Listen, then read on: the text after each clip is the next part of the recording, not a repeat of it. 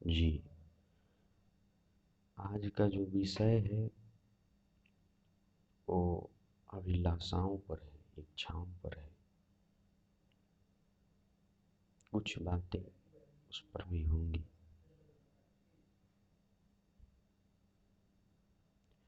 मेरी अभिलाषा है जो कि अनंत है।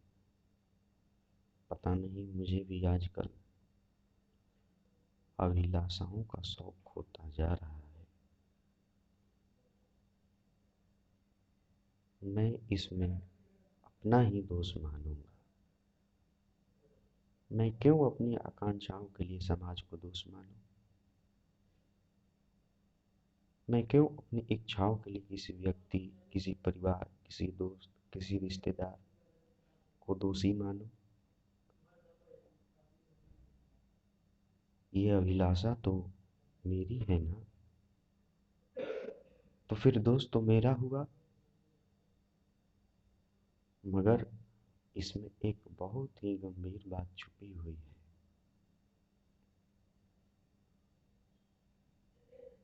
तुमने लोगों को बात करते हुए देखा होगा।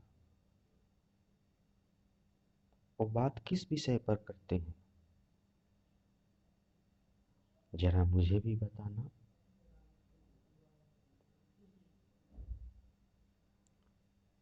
वो बात या तो कोई सामाजिक, पारिवारिक या दौलत से जुड़ी हुई या कोई बड़ी पदवी की रहती है। और इससे कंपटीशन का उभार होता है। और ये पूरी व्यवस्था तो जलन सिखाती है, जो कंपटीशन वाली है। एक बच्चा प्रथम आ जाए तो उसके माता पिता और गांव मोहल्ले वाले ढोल पीट पीट कर बताते हैं कि फलानवा के लड़का तो फर्स्ट आई बा भाई। और दूसरे बच्चों से कहते हो, देखो तुम पीछे रह गए और वो प्रथम आ गया। आप सिखा क्या रहे हैं? उसे आप बनाना क्या चाह रहे हैं? आप तो उसे ईर्ष्या करना ही सिखा रहे हैं। प्रतिस्पर्धा करो, इसका पीछा करो, तुम आगे आ जाओ, उसको पीछे करो। आप क्या सिखा रहे हैं? अहंकार और कुछ नहीं। जो आगे है वो बड़ा है, और जो पीछे रह गया बच्चा वो छोटा है। उसके मन में यही भावना डाली जा रही है। लेकिन आप किताबों में तो कह रहे हैं कि विनीत बनो, प्रेम करो, और आपकी व्यवस्था तो पूरी घृणा, ईर्ष्या करना सिखाती जा रही है। इसको आगे निकालो, उसको पीछे करो।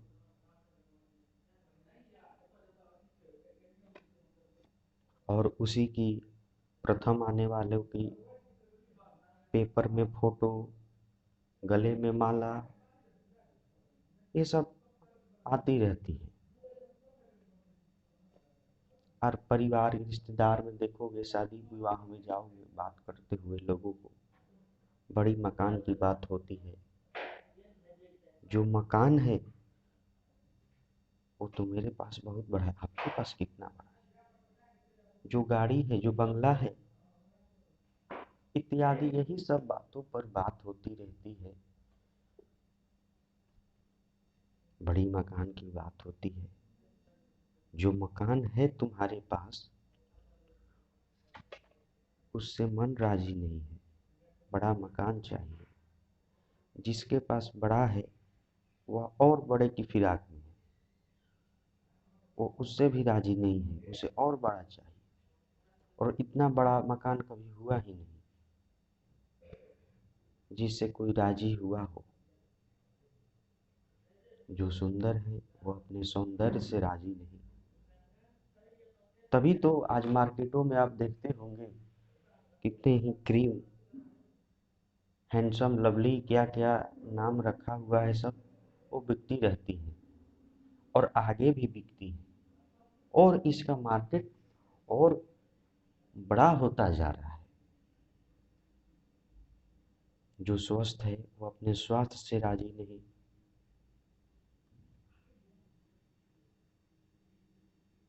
किसी बात से हम राजी नहीं। नाराज रहना हमारा स्वभाव हो गया है। हर चीज हमें काटती है और हमें लगता है इससे बेहतर हो सकती है। बस बंद करो ये अभिलाषाओं का दौर, इच्छाओं का दौर। बुद्ध कहते हैं, फटे हुए पात्र में चाहे जितना भी जल भरा जाए, वो कभी भी पूर्ण नहीं हो पाता। ठीक उसी प्रकार चंचल मन में जितना चाहे तुम इच्छा पूर्ण कर दो, जितना उसको भर दो, दे दो, उसे असंतुष्टि ही प्राप्त होगी। इसीलिए ध्यान लगाकर अपने मन को शांत करो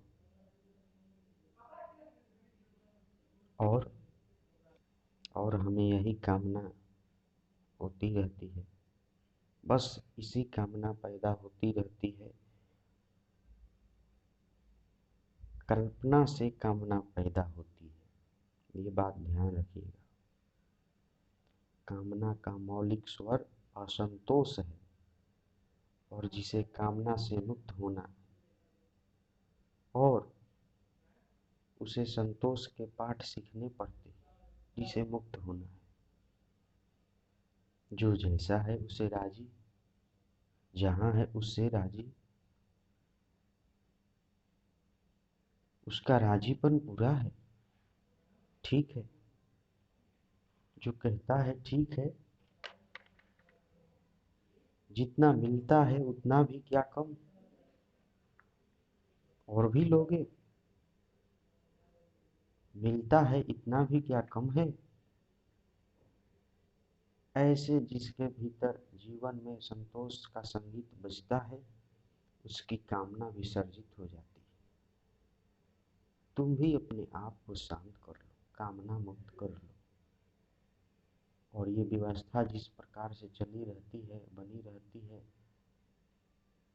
कंपटीशन है, तरह तरह की नामें रखी हुई हैं, जेई, नीट, यूपीएससी, एमबीए, फलना ढिमका, एसएससी, ये वो, ये तो प्रतिस्पर्धा ही है। ये तुम्हारा समाज और तुम्हारे लोगों को बनाया हुआ है, और इसी में सबको तुम ढालना चाहते हो, और इससे ढाल रहे हो तब पर भी कुछ तुम्हारी समस्याओं का हल नहीं हो पा रहा है। तब पर भी लोग असंतोष हैं, मुझे नौकरी नहीं मिली, मुझे ये नहीं हुआ, ये नहीं हुआ, वो नहीं हुआ। तो ये तो सरासर बेईमानी, झूठी है तुम्हारी व्यवस्था।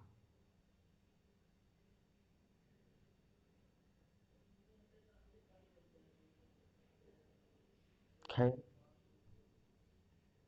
अब इसी झूठी व्यवस्था में ही हमको, आपको, सबको अपने मन के अनुसार नहीं तो किसी के दबाव अनुसार ही रहना है, करना है।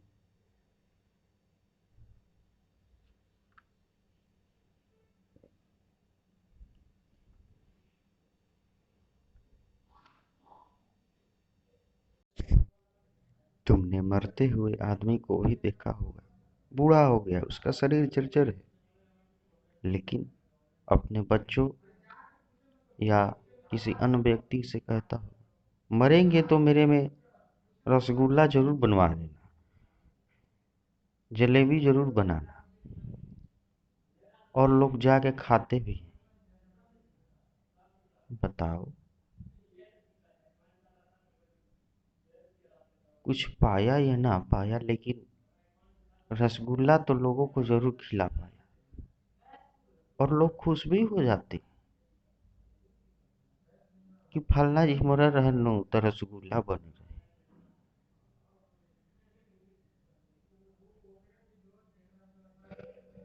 ये सब झूठी मक्कारी तुम्हारी व्यवस्था।